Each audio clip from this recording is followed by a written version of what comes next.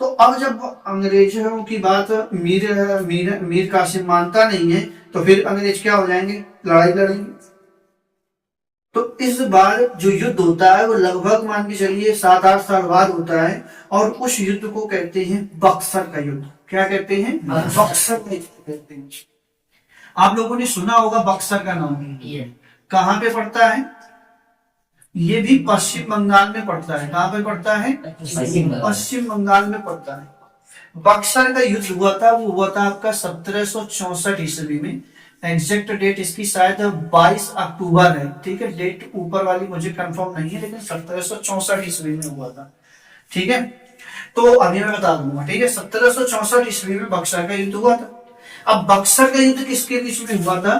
तो भैया बक्सर का युद्ध लड़ने वाले 3 लोग थे। एक तो बंगाल के नवाब थे, बंगाल के नवाब थे,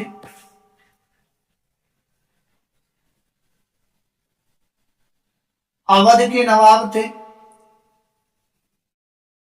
यहां पे सब राजाओं को क्या बोला जाता था? नवाब। और मुगल बादशाह थे। अवध के नवाब कौन थे?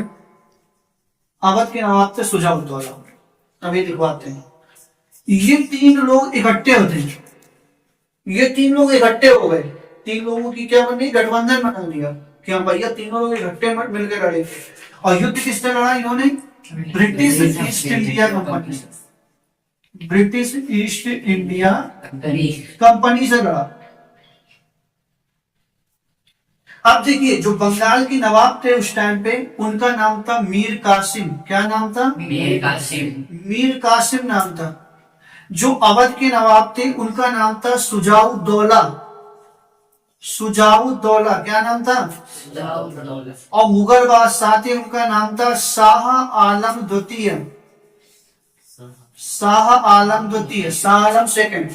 एक चीज ध्यान रखना, बहुत कंफ्यूजन होता है सुजाउद्दौला और सिराजुद्दौला में।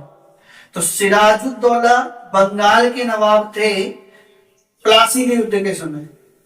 सुजाउद्दौला अवध के नवाब थे बक्सर के युद्ध के समय। ये 3 लोग हो गए। और ब्रिटिश ईस्ट इंडिया जो कंपनी थी, इनका सेनापति था, उसका नाम था हेक्टर मुनरो। क्या नाम था? Hector Munro. अब जो ये युद्ध हुआ, इस युद्ध का रिजल्ट क्या निकल के आया? युद्ध का परिणाम क्या निकल के आया? तो परिणाम ये निकल के आया कि भैया अंग्रेजों की जीत हो गई। अंग्रेजों की क्या हो गई? जीत हो गई। अंग्रेज जीत गए सब।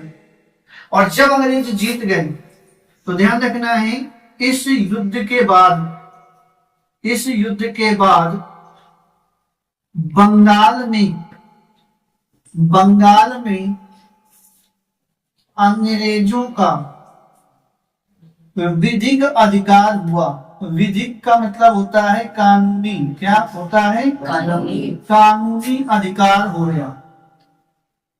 अधिकार हो गया, यानी कि अब उन्होंने यहाँ पे नवाब बनाना बंद कर दिए। या कोई नवाब ववाब नहीं बनेगा, जाके सबको भगा दिया, कोई नवाब ववाब नहीं रहेगा, ठीक है। इस युद्ध को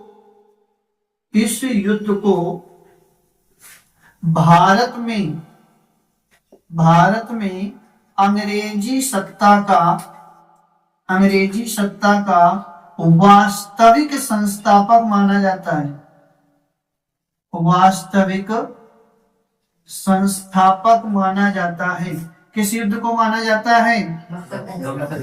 बक्सर के युद्ध को। एक क्वेश्चन इस तरह से भी पूछा जाता है, क्वेश्चन है कि किस युद्ध को भारत में अंग्रेजी सत्ता का संस्थापक माना जाता है। देखो, वास्तविक नहीं है, सिर्फ क्या है? संस्थापक की बात हुई है। तो अगर सिर्फ संस्थापक की बात करें तो कौन सा युद्ध हो जाएगा? प्लासी का युद्ध। कौन सा हो जाएगा? प्लासी का। कब हुआ था प्लासी का युद्ध? देखना नहीं, कैसे बताओ? 23 जून 1757 को हुआ था, ठीक है। अगर आपसे पूछा जाए कि भारत में अंग्रेजी सत्ता का अंग्रेजी सत्ता का संस्थापक किसे माना जाता है? संस्थापक किसे माना जाता है? तो जो संस्थापक माना जाता है वो माना जाता है लॉर्ड क्लाइव को। किसको माना जाता है? Lord Clive. लॉर्ड क्लाइव को माना जाता है। अब इसके बाद क्या हुआ? अंग्रेजों ने नवाब बनाना बंद कर दिए। अंग्रेजों ने कहा कि अब हम यहाँ पे शासन हम खुद करेंगे, और जब खुद शासन करेंगे तो उन्होंने कहा कि हम इसके लिए कानून भी बनाएंगे। तो अब यहाँ पे अंग्रेज भारत के लिए क्या बनाना शुरू कर देंगे?